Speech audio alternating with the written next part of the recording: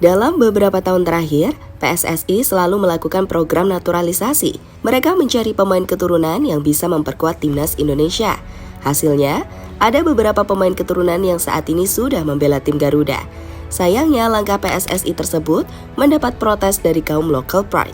Mereka menilai jika PSSI beserta jajarannya sudah tidak percaya dengan kualitas pemain lokal. Namun kini, para kaum local pride itu tampaknya sudah tidak bisa berkutik. Karena nyatanya, pemain keturunan benar-benar memberikan dampak yang sangat besar untuk timnas. Lantas, dampak seperti apa yang dimaksud? Berikut ini adalah jawabannya.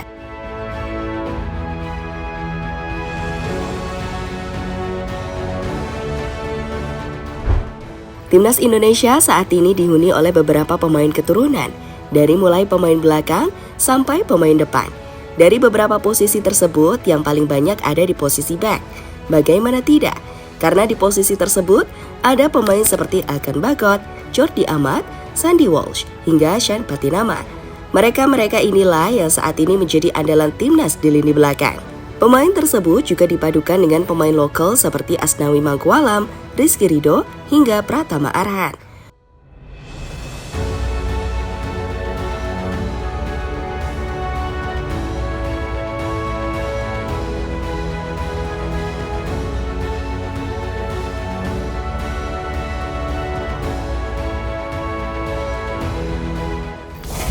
Untuk posisi gelandang, juga ada beberapa pemain seperti Mark Klok dan Ivar Janar. Kedua pemain itu lambat laun juga menjadi andalan timnas. Terkhusus Janar, ia adalah pemain muda masa depan dari Indonesia. Performanya pun dianggap sangat baik, seperti yang dia tunjukkan dalam babak kualifikasi Piala Asia beberapa waktu yang lalu, di mana umpan serta golnya menjadi momen yang menunjukkan jika dia adalah pemain berkelas.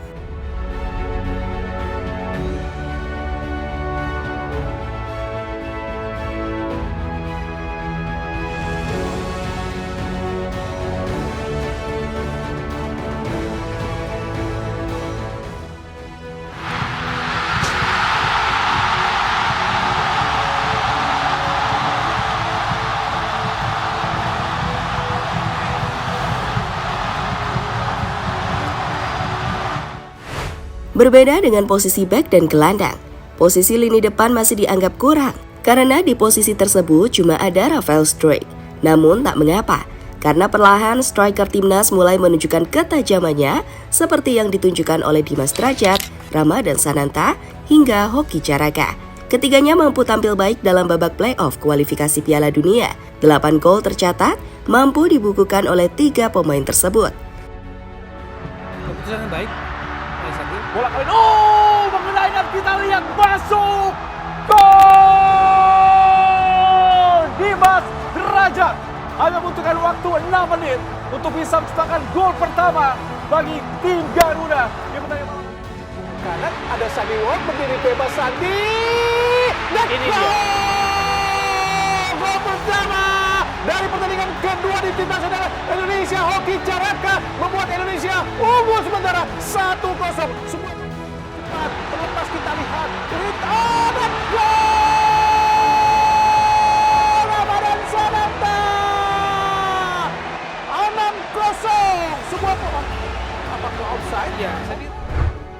Sayangnya, kombinasi pemain keturunan dan pemain lokal tersebut mendapatkan berbagai kritikan.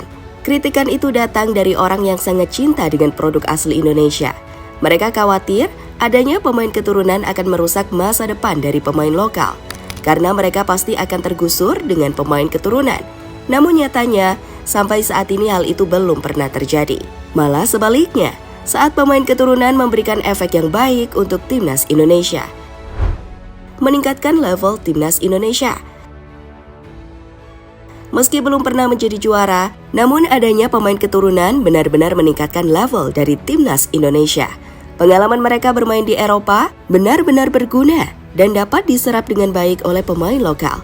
Hasilnya, Indonesia menjadi tim yang sangat sulit dikalahkan. Kini, mereka kembali bermain di ajang Piala Asia dan berpeluang lolos ke round 3 babak kualifikasi Piala Dunia. Sebuah prestasi yang sebelumnya sangat sulit untuk didapatkan.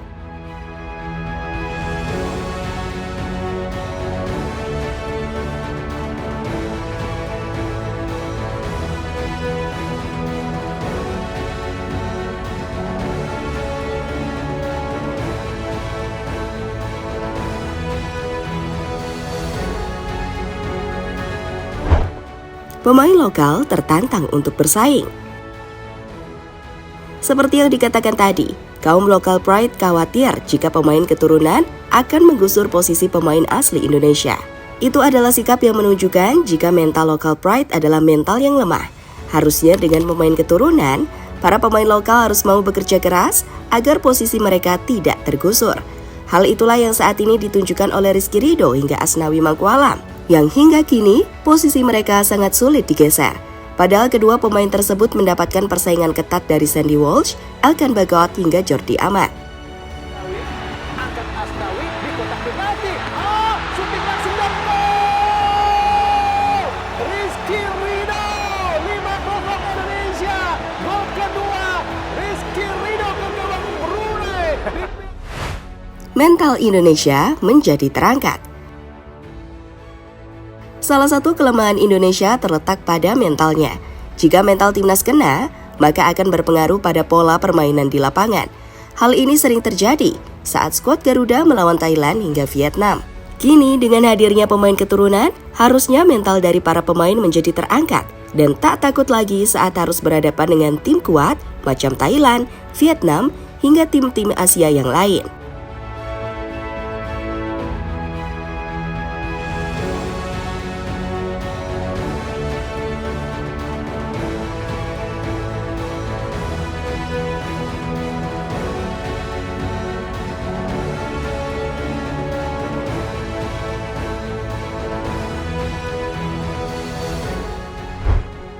Timnas Indonesia semakin kuat. Kita pastinya tahu Rizky Ridho, Asnawi, Pratama Arhan hingga Marcelino adalah pemain top untuk ukuran Timnas Indonesia. Mereka-mereka inilah yang akan menjadi tulang punggung bagi skuad Garuda. Uniknya, dengan kualitas yang dimiliki oleh pemain tadi, mereka masih mendapatkan bantuan dari pemain keturunan. Kualitasnya pun juga sangat baik seperti Ivar Jenner, Sandy Walsh hingga Jordi Amat. Sehingga perpaduan pemain lokal dan keturunan bakal membuat Indonesia menjadi tim yang lebih kuat.